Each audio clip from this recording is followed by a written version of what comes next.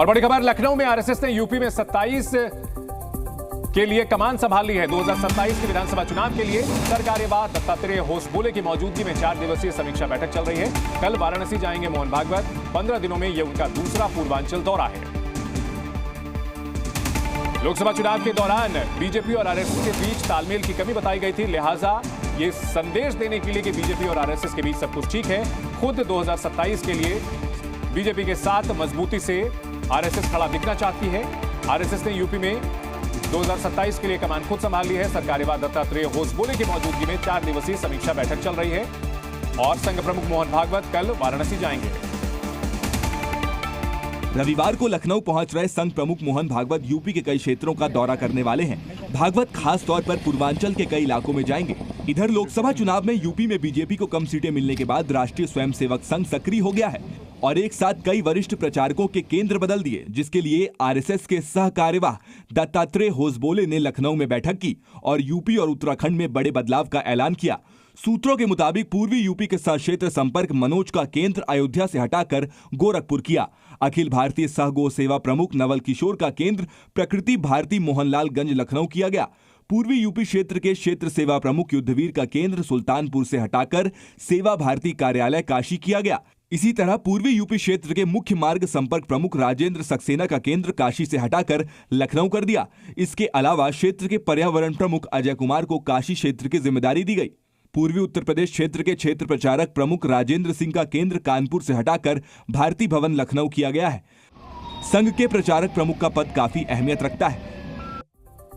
उत्तर प्रदेश में बीजेपी को जो नुकसान हुआ है, उस नुकसान की वजह से 2027 में कहीं योगी आदित्यनाथ की कुर्सी पर संकट ना आ जाए, इसके लिए आरएसएस ने रणनीति पर काम तेज कर दिया। आरएसएस का पूरा फोकस इन दिनों उत्तर प्रदेश पर है। वहीं संघ प्रमुख काशी से यूपी पर रणनीति बनाने की तैयारी में है। 15 दिन के अंदर दूसरी बार पूर्वांचल आ रहे हैं संघ प्रमुख मोहन भागवत। पीएम मोदी के संसदीय क्षेत्र काशी आएंगे मोहन भागवत, जहां वो आरएसएस के स्वयंसेवकों से बातचीत करेंगे। वहीं आरएसएस के दूसरे सबसे बड़े नेता दत्तात्रेय होसबोले पहले से ही यूपी में मौजूद हैं। 26 जून से वे लखनऊ में हैं। आरएसएस का 4 दिनों का महामंथन चल रहा है। दत्तात्रेय होसबोले प्रदेश के पदाधिकारियों के साथ बैठक कर रहे हैं। कल ही उन्होंने कई पदाधिकारियों को कार्यक्षेत्र उनका बदल दिया है। पिछले दिनों मोहन भागवत योगी आदित्यनाथ के गृह क्षेत्र गोरखपुर पहुंचे थे।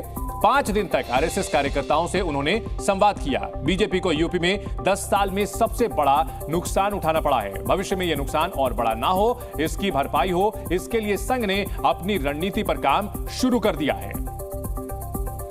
तो जाहिर सी बात है कि जिस तरह से यह कहा गया था कि इस बार संघ और बीजेपी के बीच तालमेल अच्छा नहीं था, इस वजह से प्रदर्शन खराब रहा है, लिहाजा अब कोर्स करेक्शन शुरू कर दिया गया है। इसमें दलितों और पिछड़ों को आरएसएस से जोड़ने का प्लान भी है। दलित बस्तियों में सामाजिक समरसता कार्यक्रम चलाए जाएंगे। सभी जातियों और वर्गों को आरएसएस से जोड़ा जाएगा। यूपी के गांव में संघ का विस्तार किया जाएगा। हर ग्राम पंचायत में शाखा शुरू करने की भी प्लानिंग है। हर गांव में साप्ताहिक बैठक की जाएगी। संघ का जो विस्तार हुआ है उसमें इसी तरह से जो शाखा की बैठकें हैं उनसे उनका अहम रोल रहा है, लिहाजा उत्तर प्रदेश में पैठ मजबूत करने के लिए पूरी कवायद हो रही है। तो संघ का मिशन 2027 हम आपको बताते हैं। 30 जून को वाराणसी आएंगे, पूर्वांचल आ रहे हैं मोहन भागवत। पीएम मोदी के संसदीय क्षेत्र में पहुंचेंगे। इससे पहले 26 जून से लखनऊ में आरएसएस का 4 दिनों का महामंथन चल ही रहा है। इसमें दत्तात्रेय होसबोले ने बैठक करके कई पदाधिकारियों का क्षेत्र बदल दिया है और संघ का मिशन यूपी, क्योंकि उत्तर प्रदेश देश का आबादी के लिहाज से सबसे बड़ा राज्य है और यहां पर बीजेपी की पकड़ अगर कमजोर होती है तो संघ को भी कहीं ना कहीं इसका नुकसान उठाना पड़ सकता है। इस बार जो विपक्षी पार्टियों का प्रचार था वो कहीं ना कहीं कारगर रहा, लिहाजा आरएसएस अब इस प्रचार को काउंटर करने के लिए अपनी योजना पर काम शुरू कर रहा है।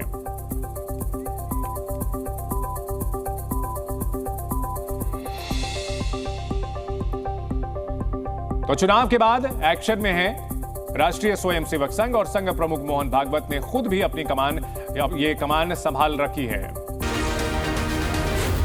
जी न्यूज़।